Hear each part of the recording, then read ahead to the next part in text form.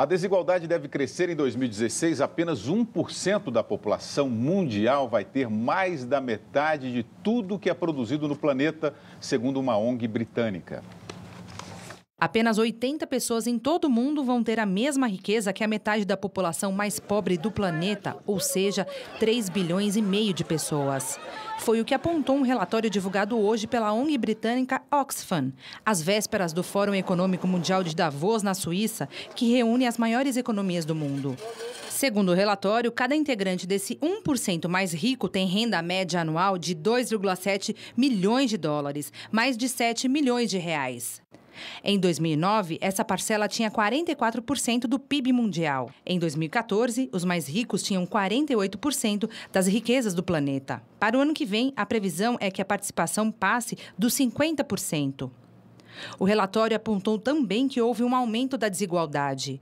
Em 2009, eram 388 bilionários em todo o mundo. Em 2013, eram 85. Para a ONG britânica, a crise econômica mundial, que começou em 2008, resultou numa explosão de desigualdade. Hoje, 1 em cada 9 pessoas ainda passa fome no mundo. E mais de 1 bilhão de pessoas ganham menos de $1,25 por dia, o que corresponde a R$ 3,40. Ayrton, aí mora o problema do mundo, né? A desigualdade, a distribuição de renda, não é isso? É verdade. A gente não tem noção do que seja a situação na Índia, com a pobreza a olho nu, escancarada, em outros países. Nós vemos o nosso problema. E na nossa questão, a gente vê que os brasileiros alcançaram, alguns brasileiros, os escalões das maiores fortunas do mundo, né? Nós temos hoje brasileiros bem classificados entre os 20 maiores ricos do mundo, né? A concentração de riqueza no Brasil é um negócio absurdo, né? E a política desse governo agora devia olhar um pouco para os Estados Unidos. Se copiou tanto dos americanos tempos atrás. Olha para lá e vê o que o Obama está fazendo. O que ele encaminhou para o Congresso, vai encaminhar amanhã, vai falar à nação. Ele vai querer taxar os ricos, as fortunas. Quem ganha mais de 500, casal que ganha mais de $500 mil ano, vai ter aumento de taxação. Banqueiros com lucros acima do estimado vão ser taxados. Você está tirando de quem tem e está poupando da classe média e dos mais pobres, que significa aumentar a renda dos classes médias mais pobres. Quer dizer, isso está na cara, olha. Aumentar a taxa de juros de novo, eu estava até dando um crédito que precisava fazer algum acerto. Vou fazer um acerto só de um lado, só para pegar os mais pobres, pegar os consumidores, pegar aqueles que precisam de financiamento para poder adquirir algum bem. Não, isso não está certo. Isso está errado. Você não acredita muito nesse levantamento, né? Eu acho que é um certo... Pelo seu olhar, já notei que você não está confiando. Eu acho que é um certo exagero. Muitas ONGs constroem certas realidades, parece que o mundo vai acabar amanhã e tal. Eu acho que os últimos 30 anos, por incrível que pareça, na história do mundo, foi o melhor momento de crescimento econômico mundial, por incrível que pareça. Se nós pegarmos os últimos 30 anos, a taxa de crescimento médio dos vários continentes, foi o melhor momento.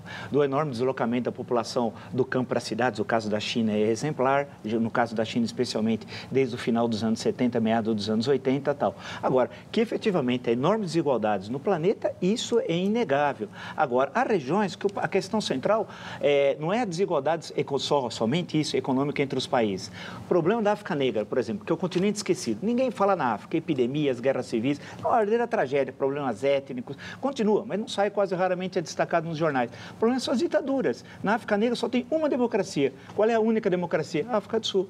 Todas as outras são regimes ditatoriais e regimes corruptos, vinculados a narcotráfico, no caso da Guiné, e assim por diante. Então, esses dados são dados alarmantes. Eu não sei se são tão alarmantes assim, mas são desigualdades, especialmente no continente africano, que é o continente esquecido.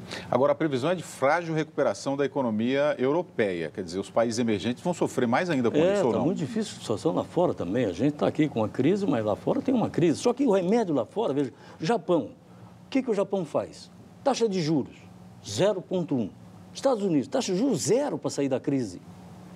Europa, França, 0,1. Aqui, Brasil, 11%, 12%. Ao mês. Ao mês. Isso é uma exploração, isso é um absurdo. Esses banqueiros não têm vergonha na cara, como eu já denunciei aqui, os empresários de obras públicas. Claro que não todos, mas os grandes empresários de obras públicas, porque aí, falei quantas vezes nesse programa aqui, esta categoria é lesiva ao país. Os banqueiros têm uma política, a política que se deixa permitir aos banqueiros, e aí passam todos os governos, hein? Governo Lula, onde eles tiveram mais lucros, governo Dilma. E a Dilma até que tentou reduzir a taxa de juros para 7,25, conseguiu reduzir. Mas depois não teve apoio nem do seu próprio partido, que é financiado pelos banqueiros, né? Então não deu apoio a ela e a taxa voltou a subir. Não é aumentando taxa de juros que você vai segurar a inflação. Você precisa estimular o consumo. Eu preciso ter um mínimo de crédito para comprar, você tem um mínimo de crédito para produzir. Isso não é possível, tá? Esses juros estratosféricos, não é? É só no Brasil. Tem uma pergunta do Severo Arantes. Será que o consumismo exacerbado fomenta essa desigualdade? Em parte, sim. Mas tem regiões do mundo que estão crescendo muito em 2014. A África é um exemplo. A África está crescendo, a China está crescendo, vamos para a Ásia, a Índia está crescendo, os Estados Unidos que cresceu agora, estava crescendo no terceiro trimestre 3,5%. Portanto, tem cenários os mais diferentes. A Alemanha está crescendo. Portanto, alguém fala, mas na Grécia não está. É verdade, a Grécia tem outros problemas. A Grécia é ingovernável. Nem se o Platão, Sócrates, Aristóteles voltarem, governa a Grécia. Ali é o fim do mundo.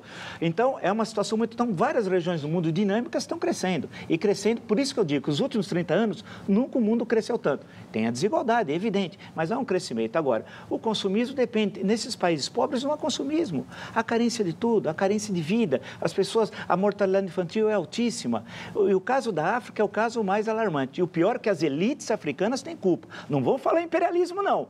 Tem país que está independente há mais de meio século. São as elites africanas negras que colaboram com a destruição dos seus países, assim como colaboraram com o tráfico de escravos. Não haveria 3 séculos e meio de tráfico de escravos na África sem a participação ativa, nos lucros, inclusive, da elite africana. É a tragédia que a gente vive, né?